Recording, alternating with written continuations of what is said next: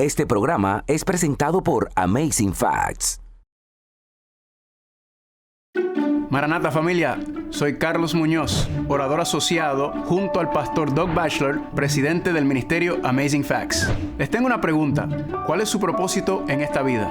O dígame, ¿qué sucede después de la muerte? ¿Estaremos brincando de nube a nube, tocando arpas? ¿O sufriremos infierno y castigo eterno? ¿Y qué es la marca de la bestia? ¿Ha escuchado de ella? Ahora les tengo una respuesta. Estudios bíblicos de Amazing Facts. 27 lecciones totalmente gratuitas con respuestas a estas preguntas y más. Inscríbase hoy mismo en amazingfactslatino.org y busque la sección Estudios de la Biblia. O si vive en Estados Unidos, llame al número 1-888-788-3935 para más información. Maranata familia, y bienvenidos a nuestro programa Amazing Facts Latino. Yo soy tu presentador durante esta serie de temas, Carlos Muñoz Acosta, y su compañero de viaje para seguir estudiando las fascinantes profecías de la Biblia, especialmente el libro de Apocalipsis y del libro de Daniel. Les quiero recordar que siempre tenemos un regalo que queremos darle, y el regalo para esta presentación se titula El poder de un no positivo. Ahí está la información en pantalla para recibirlo. Si usted no puede ver, porque quizás está escuchando en la radio, al final del programa tendremos más información. Para hoy tenemos un estudio fascinante. Hemos estado estudiando este gran conflicto, esta gran batalla cósmica que se ha estado desatando en la Biblia, ¿verdad? En la historia del mundo y en la historia de la humanidad. Y si recuerdan, cuando iniciamos nuestro estudio, nuestras primeras presentaciones, hablamos sobre unos principios importantes para poder entender el libro de Apocalipsis. Es un libro que Dios es la revelación de Jesucristo, dice Apocalipsis capítulo 1, versículo 1.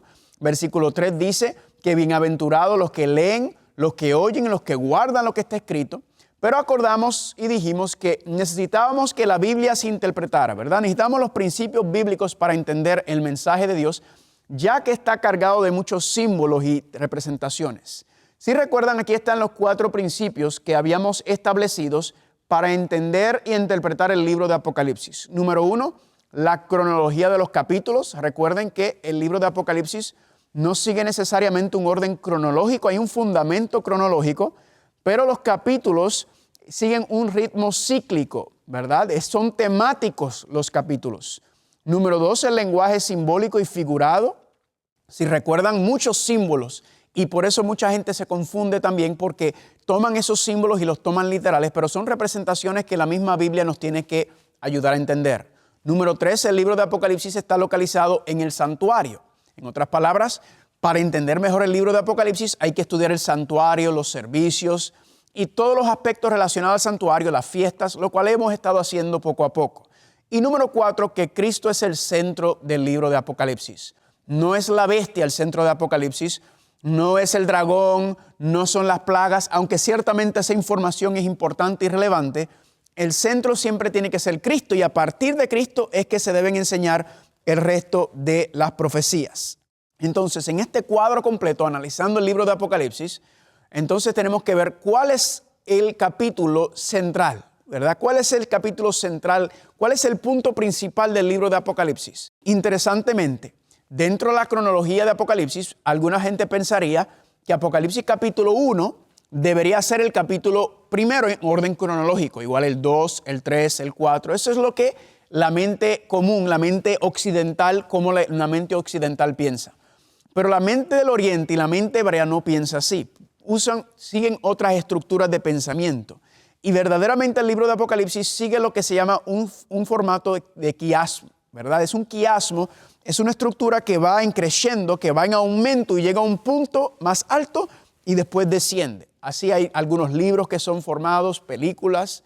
El libro de Apocalipsis sigue este formato también. Entonces, el creciendo, el momento más alto, el momento más importante del libro de Apocalipsis, entonces es el centro. De hecho, el centro de Apocalipsis es donde comienza la historia cronológica de Apocalipsis. Y usted dirá, pero eso no tiene mucho sentido. No, yo sé que no. Vamos a ir al capítulo, que es mi capítulo favorito del libro de Apocalipsis, que es mi libro favorito, y vamos a ir al capítulo donde empezaríamos el orden o el registro cronológico o la historia cronológica dentro del libro de Apocalipsis, y ese capítulo es Apocalipsis capítulo 12. Así que quiero que vayan conmigo, por favor. Apocalipsis capítulo 12, vamos a leer los primeros 2 versículos. Noten lo que dice. Apareció en el cielo una gran señal, una mujer vestida del sol con la luna debajo de sus pies, y sobre su cabeza una corona de 12 estrellas. Y estando encinta, clamaba con dolores de parto en la angustia del alumbramiento. Ahora, muchas veces cuando yo presento seminarios de profecía, seminarios de Apocalipsis, la gente pregunta y dice, oye, ¿y cómo podemos entender estos símbolos? Bueno, Apocalipsis capítulo 12 nos habla de una mujer que está encinta o embarazada. Ya mismo vamos a regresar a tomar esos puntos. Lo que quiero ahora es conectar Apocalipsis capítulo 12 con Génesis. Y usted dirá, pero Génesis, si estamos estudiando profecías de Apocalipsis, ¿qué tiene que ver Génesis? Es muy interesante. Si Apocalipsis nos está hablando de los acontecimientos y eventos finales de este mundo, entonces para entender cómo se desarrolla esos eventos finales o cómo se llega a esos eventos, tenemos que ir al comienzo o al origen, ¿verdad? El origen siempre va a explicar dónde comienza. Apocalipsis 12, 1 empieza con una mujer, dice que está parada sobre la luna y está embarazada. ¿De dónde sacamos esas imágenes? ¿De dónde sacamos ese cuadro? ¿Verdad? Pues noten, vayan conmigo por favor, vamos a verlo mejor en pantalla. Génesis capítulo 3, versículo 15. Dice, el Señor dijo a la serpiente, pondré enemistad entre ti y la mujer, entre tu simiente y la simiente de ella. Tú le herirás en el talón, pero él te aplastará la cabeza.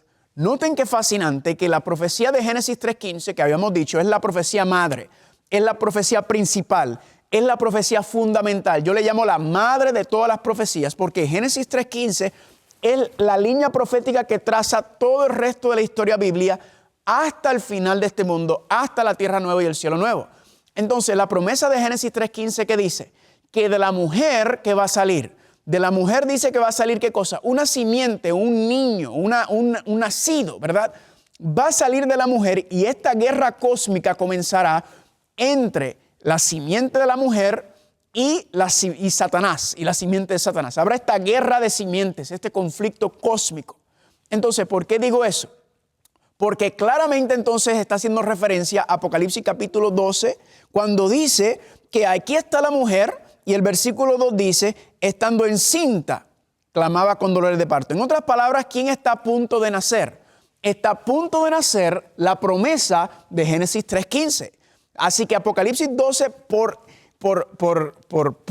principio, tenemos que entonces conectarlo con Génesis capítulo 3, versículo 15 y poder entonces enseñar y entender esto. Ahora, noten algo que interesante también, porque si sigamos leyendo, versículo 3, apareció otra señal en el cielo, un dragón, un gran dragón escarlata que tenía 7 cabezas y 10 cuernos y sus cabezas tenía 7 diademas. Ahora noten que la mujer está ¿cómo? Está ahora en un conflicto ¿con quién? Con el dragón. El mismo versículo número 7 nos dice exactamente quién es el dragón. Dice el versículo 9, disculpen, y fue lanzado fuera el gran dragón, la serpiente antigua que se llama Diablo y Satanás. Nuevamente, Apocalipsis 12 nos lleva a Génesis, porque en Génesis es donde aparece Satanás como la serpiente. Así que el Satanás se le llama la serpiente, el dragón, ¿verdad? Y dice aquí que este dragón escarlata en el versículo 3 tiene 7 cabezas y 10 cuernos y en su cabeza 7 diademas. Interesante eso. ¿Por qué digo interesante? Porque en Apocalipsis capítulo 17 aparece otra mujer. Y esta mujer, noten algo interesante, las vestiduras. En Apocalipsis 12 la mujer está vestida del sol. Pero en Apocalipsis 17, quiero que me acompañen por favor, y vayan conmigo a Apocalipsis capítulo 17 y vamos a ver esta otra mujer que aparece en la profecía. Así que ahora mismo tenemos 2 mujeres que aparecen en el panorama profético. Apocalipsis capítulo 17, noten lo que dice en el versículo número 1. Vino entonces uno de los 7 ángeles que tenía las 7 copas y habló conmigo diciendo, ven acá y te mostraré la sentencia contra la gran ramera. Así que a esta mujer, la segunda mujer de Apocalipsis, se le llama la ramera, la que está sentada sobre muchas aguas. ¿Qué representa todo eso? En un tema anterior habíamos hablado cómo Apocalipsis 17:15 dice que las aguas representan pueblos, muchedumbres, naciones y lenguas. Más adelante estudiaremos eso con más calma. Noten lo que dice el versículo 2. Con lo cual han fornicado los reyes de la tierra y los moradores de la tierra se han embriagado con el vino de su fornicación. En otras palabras, esta mujer se le llama ramera porque ella está fornicando con los reyes de la tierra. Versículo 3. Y me llevó en el espíritu al desierto y vi una mujer, noten aquí, una mujer sentada sobre ¿qué cosa? Sobre una bestia escarlata llena de nombres de blasfemia que tenía 7 cabezas y 10 cuernos. Exactamente la misma descripción que aparece en Apocalipsis capítulo 12 y vamos a ver también en el 13 y también en Daniel capítulo 7 y más adelante. ¿Por qué? Porque está hablando de este mismo sistema de la bestia, es el mismo poder, pero ahora noten que hay una mujer sentada sobre la bestia. Fascinante. ¿Y la mujer cómo está vestida? Noten, la mujer está vestida de púrpura y escarlata y adornada de oro y de piedras preciosas y de perlas. Y tenía en la mano un cáliz de oro lleno de las abominaciones y de la inmundicia de su fornicación, y en su frente un nombre escrito, un misterio. ¿Qué cosa es? Babilonia la grande, la madre de las rameras y de qué? La madre de las rameras y de las abominaciones de la tierra. Así que familia, el cuadro o el panorama apocalíptico es increíble. Aparecen 2 mujeres. En Apocalipsis 17 aparece esta mujer que está sentada sobre la bestia, que tiene 7 cabezas y 10 cuernos, ¿verdad? Y está vestida con púrpura y escarlata, adornada con piedras preciosas, joyas, ¿verdad? Vestida de una forma muy interesante. Pero en Apocalipsis 17, en el 12, perdón, aparece esta otra mujer. Regresemos al 12 porque ahora vamos a estudiar, entender bien quién es esta mujer de Apocalipsis capítulo 12 o iniciar a estudiarlo porque es un tema que tomará varios tiempos, pero vamos a empezar a iniciar y a tirar el fundamento. ¿Por qué? Porque más adelante estudiaremos la mujer de 17 también y qué representa todo esto en este gran conflicto cósmico. Ahora regresemos al 12. Dice, apareció en el cielo una gran señal, una mujer vestida del sol, con la luna debajo de sus pies y sobre su cabeza una corona de 12 estrellas. Vamos a iniciar. La mujer está vestida ¿de qué? Del sol, tiene la luna debajo de sus pies y sobre su cabeza una corona de estrellas. Vamos a empezar con el símbolo o la representación de una mujer en la Biblia. En Génesis capítulo 3 nos dice que de la mujer saldrá la simiente, que habrá una guerra, incluso la guerra será con la simiente de la mujer. ¿Cómo es eso? Noten aquí mismo en el versículo 17, dice, entonces el dragón, Apocalipsis 12, 17, entonces el dragón, ya sabemos que el dragón es China, no, Satanás, el diablo, se llenó de ira ¿contra quién? Contra la mujer. Y se fue a hacer guerra contra el resto o el remanente de la descendencia o de la simiente de ella. ¿De quién? De la mujer, los que guardan los mandamientos de Dios y tienen el testimonio de Jesucristo. En otras palabras, de la mujer sale ¿quién? La simiente. La simiente ya hemos hablado y visto que es Cristo. Pero también la mujer, aparte de la simiente que es Cristo, ella también tiene una descendencia, una simiente que sale o que es de Cristo, como habíamos estudiado en el tema anterior. Recuerden que ¿quién es Israel? ¿Quién es el pueblo de Dios? El pueblo de Dios son todos aquellos que aceptan a Cristo Jesús como su Señor y Salvador, que tienen fe en Cristo Jesús. Eso lo estudiamos en el tema anterior, en Gálatas capítulo 3, del versículo 26 en adelante.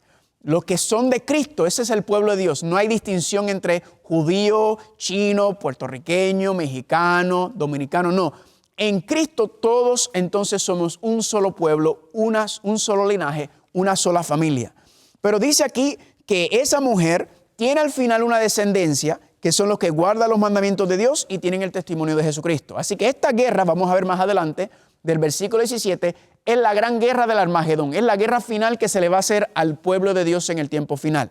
Ahora, regresando entonces, estamos viendo cómo esto se recoge. Apocalipsis 12, Génesis 3. La pregunta es, ¿qué representa esa mujer? ¿O qué representa una mujer, mejor dicho, en la Biblia, en la profecía? Noten lo que dice Jeremías capítulo 6, versículo 2.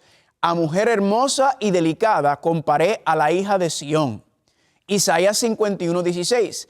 Que dijeres a Sión, pueblo mío eres tú. En otras palabras, una mujer que representa el pueblo de Dios o representa la iglesia. Noten Efesios capítulo 5, versículo 25.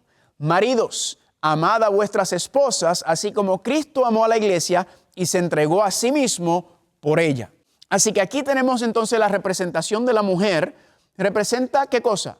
¿La iglesia o el pueblo de Dios? Así que en Apocalipsis 12, noten que está explicándonos o haciendo referencia a la historia del pueblo de Dios ¿desde cuándo? Desde el comienzo, desde Adán, que Adán y Eva fueron los primeros hijos de Dios. ¿Cómo lo sabemos? Porque es sencillo, porque en el versículo 2 la mujer está encinta. En otras palabras, Cristo no ha nacido todavía, no ha venido, no se ha sido presentado todavía ante el mundo. Está por nacer, pero todavía no ha nacido. Ahora, ¿la mujer está cómo? La mujer está parada sobre ¿qué cosa? Sobre la luna y está vestida del sol. En este símbolo, el sol tiene varias representaciones en la Biblia, pero el sol en este contexto representa la gloria de Dios. La luz que emana, la vida que emana de Dios, ¿verdad? Es una representación de la justicia de Cristo. Entonces la mujer o la iglesia está vestida con la gloria, con la justicia, con el carácter de Dios. Es una representación de Dios. Noten qué interesante. La mujer está parada ¿sobre qué? Sobre la luna. Ahora, ¿qué representa la luna? Miren qué interesante. Si el sol tiene su propia luz, el sol es una representación de Cristo, de Dios, la luna sabemos que no tiene su propia luz. La luna, de donde se refleja la luz de la luna, es del sol. La luna en sí no tiene luz propia, sino la luna simplemente refleja la luz del sol desde diferentes ángulos. ¿Qué entonces representa la luna? La pregunta es, ¿en dónde se refleja la gloria de Dios? ¿En dónde sale el carácter de Cristo? El amor de Dios, la gracia de Dios. Pues en la palabra de Dios. La mujer está parada sobre la luna. La luna es un símbolo de la palabra de Dios que está reflejando la gloria de Cristo, ¿verdad? La Biblia es donde conocemos a Cristo. Cristo dice, porque ustedes leen las Escrituras porque dan testimonio de mí, dice en el libro de Juan capítulo 5, ¿verdad? Entonces, la Biblia es la representación de la luna. Y miren qué lindo. La mujer está parada sobre la Biblia. En otras palabras, ¿cuál es el fundamento de la iglesia? Es la palabra de Dios, es el fundamento de la iglesia. Amén. Es el sostén de la iglesia, como también dice en 2 de Timoteo. Es el baluarte, el principio. La iglesia está fundada sobre la palabra de Dios, no sobre interpretaciones humanas, no sobre filosofías humanas, no sobre inteligente intelecto humano, no, sobre la palabra de Dios. Noten que sigue diciendo el versículo 1. Y sobre su cabeza, ¿verdad? Cabeza, la mente, el carácter que tiene. Una corona de 12 estrellas. Número 12 también sumamente interesante porque el número 12 es uno de esos números bíblicos que tienen mucha representación. 12 discípulos, 12 tribus, 12 gobernadores, ¿verdad? Tenemos 24 ancianos que vamos a estar estudiando también. Tenemos 144,000 que es un múltiplo de 12. Tenemos 72 que salen también múltiple de 12. Entonces el número de 12 es una representación de la iglesia, del pueblo de Dios, del liderazgo de Dios en este contexto, nuevamente confirmando que la mujer es un símbolo, una representación de la iglesia, del pueblo de Dios. Noten el versículo 2. Y estando encinta clamaba con dolores de parto en la angustia del alumbramiento. Así que la mujer está ¿cómo? Está embarazada, ¿verdad? En otras palabras, está pronto por nacer la simiente de Génesis 3:15. La promesa del Salvador, la promesa de aquel que iba a venir a liberar a la humanidad, a vencer a Satanás y liberar a la humanidad de las garras del enemigo, está a punto de nacer este muchacho, el campeón, ¿verdad? La simiente, el Mesías está a punto de nacer. Pero noten qué pasa en el versículo 3. También apareció otra señal en el cielo. He aquí qué cosa. Ya habíamos hablado sobre qué cosa. El gran dragón, ¿verdad? Satanás, el gran dragón escarlata. Esa frase también se utilizó en Apocalipsis 17. Recuerden, vamos a ver cómo esto se repite, estos términos y los símbolos y los colores y los números. Un gran dragón escarlata que tenía ¿qué cosa? 7 cabezas y 10 cuernos y en su cabeza 7 diademas.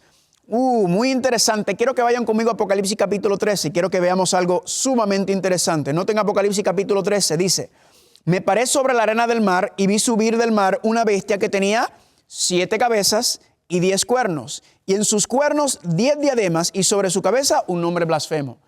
Mismo, Apocalipsis 12, Apocalipsis 13, Apocalipsis 17, vamos a ver también más adelante Daniel capítulo 7, ¿verdad? Todo está hablando del mismo sistema, un dragón, una bestia, 7 cabezas, 10 cuernos, una mujer sentada sobre la bestia. Hermanos y hermanas, por eso es que el estudio de la profecía es cíclico, ¿verdad? Mucha gente se confunde y piensan que son diferentes sistemas estas bestias. Ya habíamos visto que una bestia en la profecía, según Daniel capítulo 7, versículo 25, es una nación, es un reino, ¿verdad? Entonces, estamos viendo este reino, esta bestia con esta mujer, es un símbolo de representación de que hay poderes religiosos y poderes seculares, poderes políticos uniéndose en este contexto. Y la mujer también se le llama, ¿cómo? Se le llama la ramera. En otras palabras, esta mujer o esta iglesia, en vez de serle fiel a Dios, está cometiendo fornicación con los reyes de la tierra. No le está siendo fiel a su esposo. Y por eso se le llama Babilonia la ramera, ¿verdad? Que fornica con los reyes de la tierra. Esta mujer se supone, o esta iglesia en el tiempo del fin se supone que le sea fiel a su esposo, pero ¿qué pasa? Que no le está siendo fiel como lo es la otra mujer de Apocalipsis capítulo 12. Por eso esta gran guerra o esta gran batalla que se desata en el tiempo final, y vamos a ver en Daniel capítulo 7, dice claramente que esta bestia donde está sentada esta mujer persigue y ataca al pueblo de Dios fiel. Vayan conmigo un momento para verlo. Daniel capítulo 7, quiero que lo veamos juntos. Y quiero mostrarle cómo esto está representado claramente en la profecía. Daniel capítulo 7, y vayan conmigo por favor a Daniel capítulo 7. Daniel capítulo 7 y vamos a ir al versículo número 19. Solamente le voy a dar una cosquillita aquí.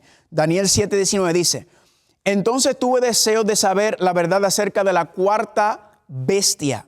¿Verdad? Aquí está la bestia. La verdad acerca de la cuarta bestia. Noten cómo es esa bestia. Noten el versículo 7, Daniel 7, 7. Dice: después de esto miraba yo en la visión de la noche y aquí que la cuarta bestia, espantosa y terrible, de gran manera fuerte, la cual tenía unos dientes grandes de hierro, devoraba y desmenuzaba y las sobras hollaba con sus pies, y era muy diferente de todas las bestias que vi antes de ella, y tenía ¿qué cosa?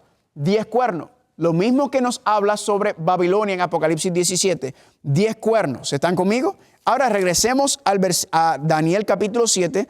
Noten lo que dice el versículo 19.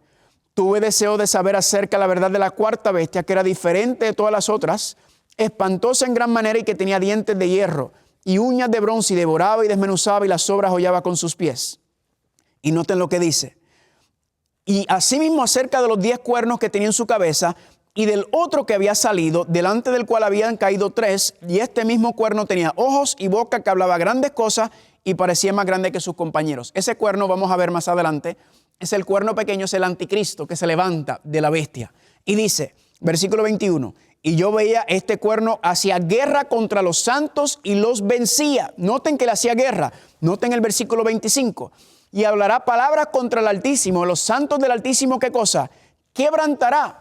Entonces, esta guerra, esta bestia que está siendo ahora explicada en el 17 con una mujer sentada, está haciéndole la guerra a los fieles. Está haciendo la guerra a los fieles. Y esto nos está hablando de esta guerra final, esta batalla final del Armagedón, que estamos desarrollando, que estamos estudiando para ir profundizando. Ahora, regresemos a Apocalipsis 12.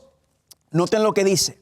Versículo número 4. Y su cola, la cola de la bestia, la cola del dragón, arrastraba la tercera parte de las estrellas del cielo y las arrojó sobre la tierra, y el dragón se paró frente a la mujer que estaba para dar a luz, a fin de ¿qué? A fin de devorar a su hijo tan pronto como ¿qué? Tan pronto como naciese. Entonces tenemos esta representación. Miren qué interesante. El dragón, la bestia, está parado frente a la mujer que está para dar a luz. ¿Quién está a punto de nacer? Cristo está a punto de nacer. Y el dragón se para frente a ella, ¿para qué? Para devorarlo. ¿Será literalmente que quiere devorarlo? ¿Será que literalmente quiere hacerlo? No, hermano y hermana. ¿Cómo fue que Satanás, el dragón, trató de impedir el nacimiento de Jesucristo? Pues ¿a quién utilizó? Utilizó a Herodes, ¿verdad? Utilizó a Herodes, y si usted va a Mateo capítulo 2, nos explica que Herodes, cuando le dijeron que iban a ser el príncipe, que iba a ser el rey, el Mesías, ¿qué hace Herodes? Celoso, porque él quería ser el rey, él no quería ningún rey, él manda matar a todos los niños menores de 2 años. Eso es una representación de la historia de cómo Herodes trató de hacer que mataran a Cristo Jesús. Y claro, Herodes era un monigote del Imperio Romano. Así que aquí estamos viendo poderes políticos, Roma, la religión corrupta que había en esos tiempos, y cómo están tratando de evitar, y Satanás los está utilizando. Son instrumentos de Satanás para evitarlo. Pero la pregunta, ¿fueron exitosos? No, claro que no. Noten lo que dice Apocalipsis 12, versículo número 5. Y ella dio luz, ¿a qué cosa? A un hijo varón que regirá con vara de hierro a todas las naciones, y su hijo fue arrebatado para Dios y para su trono. ¿Cuántos dicen amén? Así que noten en el versículo 5 de Apocalipsis 12, nos habla de que este hijo varón, Cristo, nació. Y dice, aquí nos habla de que fue arrebatado para Dios y para su trono. En otras palabras, Apocalipsis 12:5 nos habla de qué? Del nacimiento, de la vida, de la muerte, de la resurrección y qué más? Y de la ascensión de Jesucristo en un solo versículo. En un solo versículo nos habla de todos estos eventos relacionados a Cristo, que era el gran momento del clímax, cuando Él nace en el versículo 5, y nos cataloga hasta que asciende al cielo. Ahora la pregunta es ¿por qué? Es fascinante. ¿Por qué preguntarnos eso? Esa es la mejor pregunta que usted se puede hacer cuando está estudiando la Biblia. ¿Por qué? Porque en el versículo 5 de Apocalipsis 12 habla del nacimiento, de la vida, de la muerte, la resurrección y la ascensión de Cristo, inferido, claro. ¿Por qué? Es sencillo, hermano y hermana, porque Apocalipsis capítulo 12, el enfoque no es en el niño o en Cristo específicamente, propiamente está ahí, pero el enfoque es en ¿quién? El enfoque es en la mujer, en la iglesia, en el pueblo de Dios. El Apocalipsis 12 es la historia de la iglesia desde el comienzo hasta la batalla final que vimos en el 17 y que se desarrolla en el capítulo 13 de Apocalipsis. Le hago una pregunta. ¿En este tema se ve el amor de Dios? Contundentemente y claramente Dios hace 2000 años atrás ya estaba revelando y mostrándole a la iglesia los acontecimientos que iban a pasar. ¿Por qué? Para que pudiéramos tener fe, confianza en la palabra de Dios, saber que Dios está en control y que Él dirige todas las cosas y podamos estar preparados para esta guerra final que se avecina en contra de todos aquellos que quieren serle fiel a Dios, en contra de todos aquellos que quieren vivir para Cristo. Así que, hermano y hermana, el próximo estudio va a ser fascinante. No quiero que se lo pierda. Vamos a continuar con Apocalipsis 12 y Apocalipsis también capítulo 4 y 5. Antes de concluir, quiero recordarles, por favor, que la oferta gratis se titula El poder de un no positivo. Aquí está la información en pantalla para que usted pueda recibir ese regalo. Pero si usted nos está escuchando quizás por radio y quiere más información, nos puedes contactar por dos maneras. Puedes ir a nuestra página red amazingfactslatino.org o también pueden enviarnos un correo electrónico latino@amazingfacts.org. Ahí está en pantalla también para los que están viendo. Nos pueden escribir, pedir la oferta gratis, pedidos de oración, preguntas que tienen sobre esta temática. Y también si usted se encuentra en el área del norte de California, en el área de Sacramento, nosotros estamos muy cerca. Escríbenos para que se una a nosotros para que ir juntos a estudiar la palabra de Dios. Gracias por sintonizar a Amazing Facts Latino. Nuestra misión es compartir la palabra de Dios y queremos regalarle un curso bíblico gratuito. También tenemos docenas de recursos más que le ayudarán a crecer más en Cristo. Visite amazingfactslatino.org o llame al 1-888-788-3935. Una vez más, si desea obtener cualquiera de nuestras ofertas gratuitas, visítenos en amazingfactslatino.org o llámenos al 1-888-788-3935 y no se pierda el próximo programa de Amazing Facts Latino con Carlos Muñoz. Este programa fue presentado por Amazing Facts.